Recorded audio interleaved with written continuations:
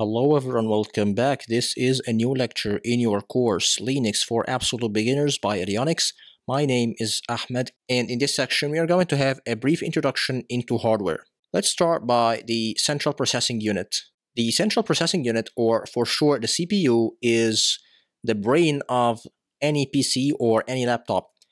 It is where actual computing occurs. It is the heart of computing. The type and family of the CPU you are using have major influence on your OS, because programs are designed to work on a specific type of processors. So, for example, if you go online and try to download a software for Linux, for example, from some website, you will often find that some software is designed for like x86 CPUs and others are designed for x86 64 CPUs, or some other times you will find that some software is designed for 32-bit or has 32-bit versions and 64-bit versions. So what's the difference? That is what we're gonna see in a few moments. In the desktop computer world, when we say desktop, we are referring to desktop computers as well as laptops and notebooks. There are two main types of CPUs, the x86 and the x86 64. These are not the only types of CPU families around. You have a lot of CPU families, like for example the Spark, the Power, the ARM, and so on. But when talking about desktop class computers, we have these two families that are mainly used. So this is an image of a typical CPU chip. As you can see here, this is a CPU. It is turned upside down. When you insert it in your motherboard, we're going to talk about motherboards in a moment.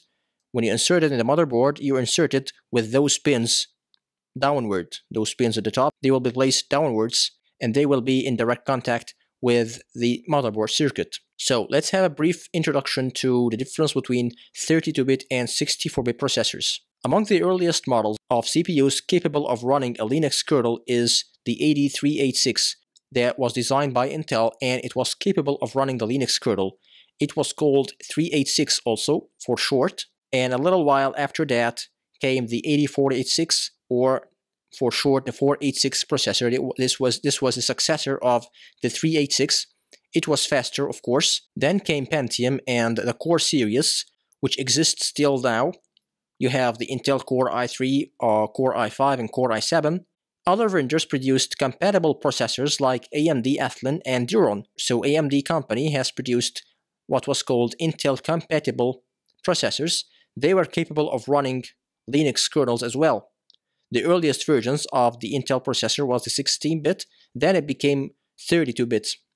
Currently, there are no 16-bit processors. It is rather very old to be used. You have only 32-bit and 64-bit processors. But when did the 64-bit processor came to life? The 386 and the 486 processors were all 32-bit, and the earliest versions of Pentium were also 32 bits. Well, the 64-bit came into life when Intel released its Itanium IA64 processor brand. This was intended to be used on servers, and it was the first processor to be 64-bit. But as soon as Intel released this processor, AMD released its AMD 64 brand, which was an extension to its 32-bit processor.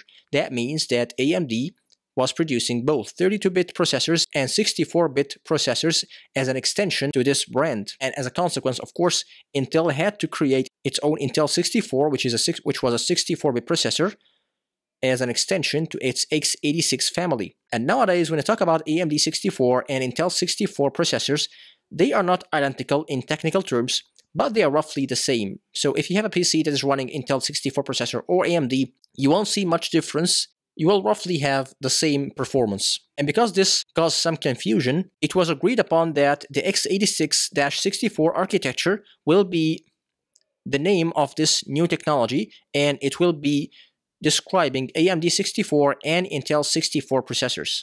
But still, we don't understand what is the difference between a 32-bit processor and a 64-bit processor. We always see in the marketing bulletins of vendors and in flyers and in ads that a 64-bit processor is faster, it has a higher performance, and it is generally better than the 32-bit processor. That's why when you purchase a new PC or a laptop, Actually, all of them now are 64-bit processors, but a few years ago, people tended to look for PCs which were having 64-bit processors installed instead of the 32-bit processors. So what is the technical difference? You have to understand the technical difference in order to know exactly what differentiates a 64-bit architecture from the 32-bit architecture. In order to understand this difference, you must first understand how CPUs or computers in general deal with data. Now, this presentation, this is a PowerPoint presentation that I'm reading from. For me, as a human being, I'm seeing a screen with some text. This text has a color, and the screen and the background also has a color. As you can see here, there is a blue color, and this is the black color, and these are letters, okay? And this circle is a bullet point. This, for me as a human, can be described like this: letters, colors, circles, and so on. But for a computer, the computer does not see it like this. It only sees anything, and I mean anything, as a bunch of zeros and ones. This is the only thing that computers understand. It does not understand anything at all except zeros and ones. It does not understand text. It does not understand music or videos or anything other than zeros and ones. And zeros and ones, when grouped together, represent, of course, by millions and millions of zeros and ones grouped together, they represent different components of the computer system, different components of the software that runs the operating system and the applications that run, like the PowerPoint presentation that we are looking at now. So if computers only understand zeros and ones here can be called bits. The bit is the smallest unit a computer can understand. A byte typically contains 8 bits, so a bit is just a 0 or a 1. This is what the computer understands. So if you understand this well, let's move to the next part. Now, when humans deal with numbers, they deal with base 10 digits. Now, what does a base 10 digit mean? It simply means a number that can range from 0 to 9. Now, think about it. Do you have any number in your head that does not contain digits from 0 to 9? Well, any number in the whole world, any number you can think of, has to contain digits that range from 0 to 9. This is just our numbering system as human beings. We do not have any other digits except 0, 1, 2, 3, 4, 5, 6, 7, 8, and 9. This is called base 10 because the largest digit in this numbering system cannot exceed 10, so from 0 through 9. But computers, since they only understand 2 types of bits, either a 0 or a 1, so it has something called the base 2 numbering system. The base 2 numbering system, also called a binary system, you may have heard this term before. A binary system is a numbering system where any digit cannot contain anything other than a 0 or a 1. So this is typically how computers work. So let's have an example. Let's say you have a number that is 123. It's 123. As a human being, how can you read this number? Why did you call this one 100 and this 2 a 20 and this 3 just 3? That's because you use the following formula in order to understand this number. Now let's see. Now we have a number 123. So how did I consider this 3 as 3 and this 2 as 20 and this 1 as 100? It's because this is a base 10 number, I will read it as follows. 3 times 10, because this is a base 10 numbering system, to the power of 0, because this is the first digit, so it's 0. Then plus 2, the second digit here from the right, times 10 to the power of 1, because this is the second digit here, and we are starting from 0, so the first digit is 0, the second digit is 1, so 10 to the power 1. Then the final digit is 1 times 10 to the power of 2. This is the last digit, okay? So let's see how this works. 3 times 10 to the power 0, 10 to the power 0 is just 1. 2 times 10 to the power 1, 10 to the power 1 is 10, so 2 times 10 is 20. And finally, 1 times 10 to the power of 2, 10 to the power 2 is 100. So 100 plus 20 plus 3 is 123. So this is how internally you should read it. As a human being, you should internally read it like this. But because we are used to reading numbers, we don't have this formula in front of us every time we need to read a number. We just figure it out quickly because we are used to this type of numbering system. But in a binary format, things are different. From the right to the left, let's have a look here. 1 times 2 to the power 0, which is this digit. 2 to the power 0, of course, is 1, so this is 1. Plus 1 times 2 to the power 1, which is 2. Plus 0 times 2 to the power 2, of course, it's 0.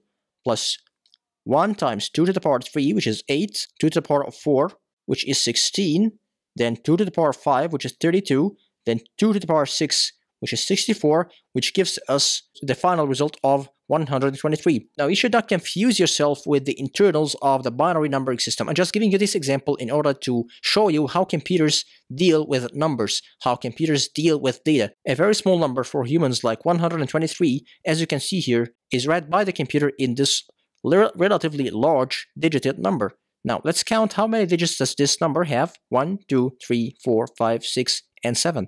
These are 7 digits, or in other words, 7 bits. So the computer used 7 bits in order to read this small number. Don't confuse yourself with these internals. I just want to show you how a computer sees this number. So a 32-bit processor, by its architecture, by its design, can work with a number that can have up to 32 bits, hence its name. It's 32-bit processor. It cannot deal with a number that is more than 32 bits. It cannot deal with a number that contains more than 32 digits of numbers. How can this be represented in our human readable base 10 format? It's roughly 4 billion. It is this number actually. It is 2 to the power 32 minus 1. It is that large number. It's roughly about 4 billion.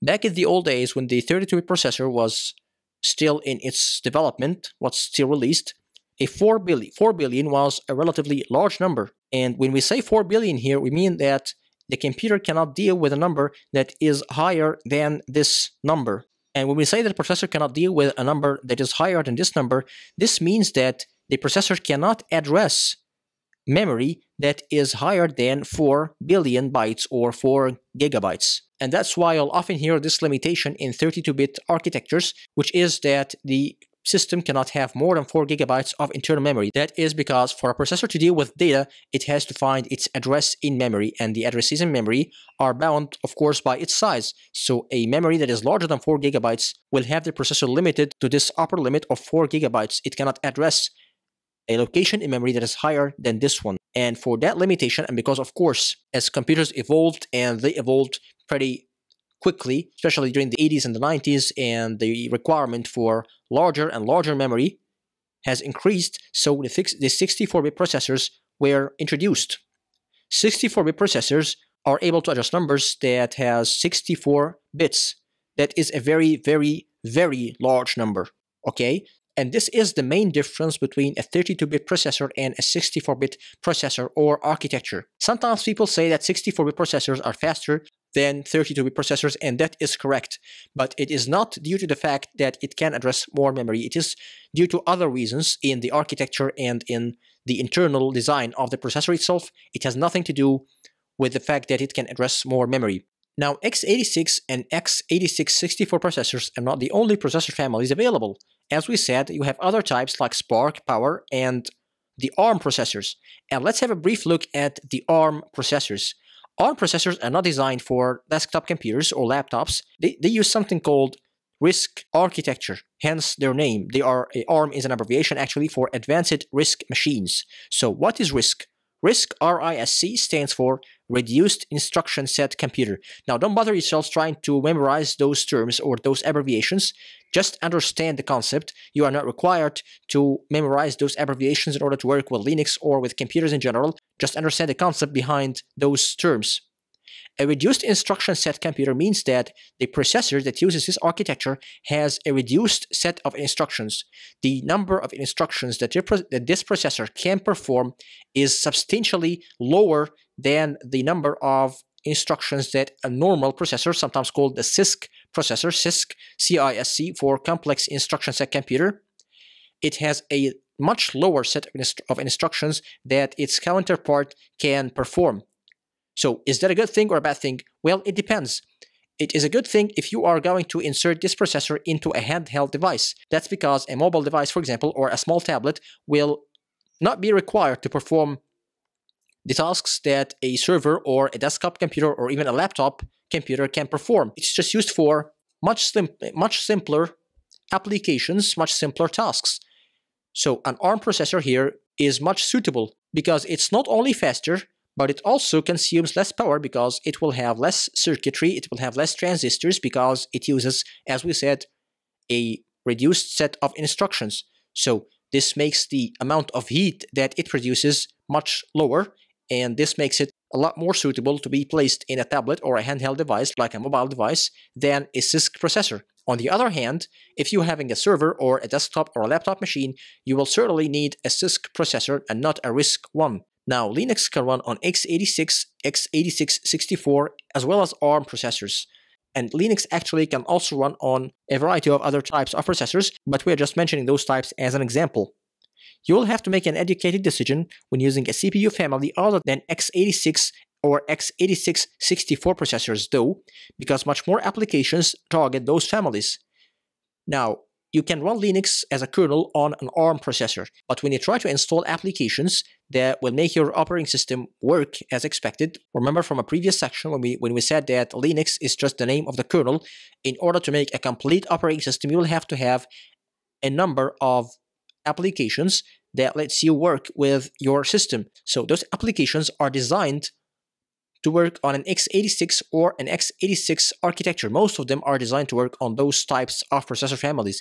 If you are looking to run Linux kernel on a processor family other than those two, it may be more difficult for you to find applications that run on those types of processors. So that's why for a laptop or a desktop computer, you'll have to stick with these two types of CPU families, the x86 or the x86-64 processors. Now, in the next lecture, we are going to finish the CPU part of this section by logging into our Linux system and trying to figure out the properties and the architecture of the CPU you are running. Then we are going to delve into the motherboard and the rest of the hardware that you will have to have information about in your Linux journey. So see you next.